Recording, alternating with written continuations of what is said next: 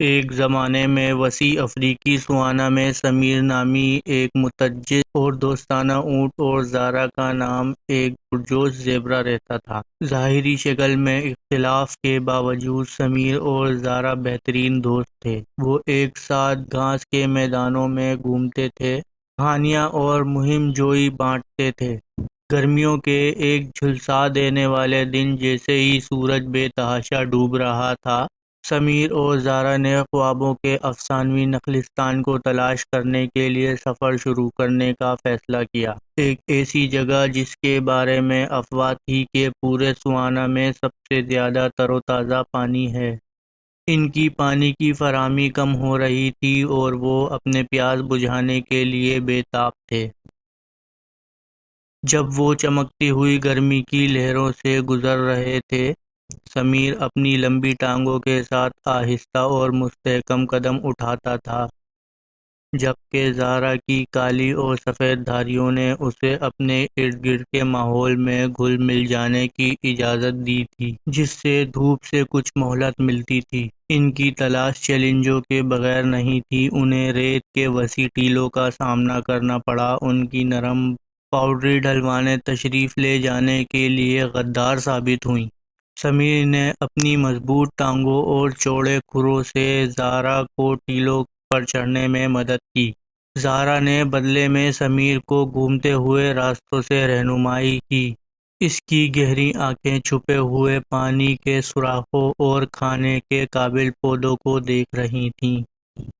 ایک شام جب سورج نے آسمان کو نارنگی اور گلابی رنگوں میں رنگ دیا تھا تو وہ دوستانہ میرکات کے قبیلے سے ٹھوکر کھا گئے تھے۔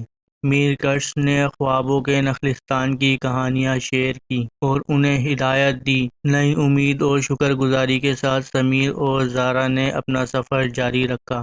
دن ہفتوں میں بدل گئے اور دونوں نے اپنی مشکلات کا سامنا کیا، ریت کے طوفانوں کا مقابلہ کیا اور چالاک ہائیناؤں کا مقابلہ کیا، جنہوں نے ان کا کھانا چوری کرنے کی کوشش کی، لیکن وہ اپنے مقصد سے کبھی نہیں بھولے۔ آخر کار ایک جھلستے دن وہ خوابوں کے نخلستان میں پہنچ گئے۔ اس نظارے نے ان کی سانسیں اکھاڑ دیں۔ یہ ایک سرسبز جنت تھی، جس میں زمرد کے سبز کھجوروں کے درخت اور کرسٹل صاف پانی تھا۔ ہوا پھولوں کی میٹھی خوشبو سے بھری ہوئی تھی اور رنگ برنگے پرندوں شاخوں سے سریلی دھنیں گا رہے تھے۔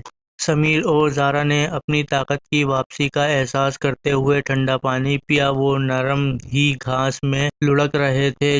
جو سکون انہیں ملا تھا، یہ ان کی سفر کی انتہا تھی، ایک خواب جو پورا ہوا۔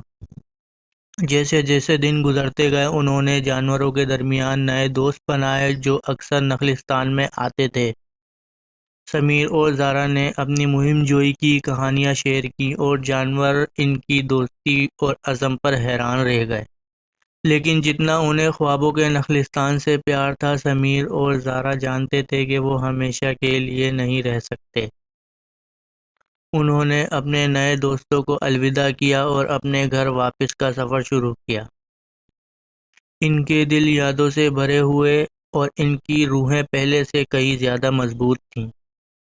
ان کا واپسی کا سفر آسان تھا کیونکہ وہ راستہ جانتے تھے اور ان کے ساتھ ان کے نخلستان کی مہم جوئی کی دلکش یادیں تھیں۔ جب وہ آخر کار اپنے سہانا گھر میں واپس پہنچے تو ان کا استقبال ان کے ساتھی جانوروں کی طرف سے خوشی اور تالیوں سے کیا گیا، جنہوں نے انہیں بہت یاد کیا تھا۔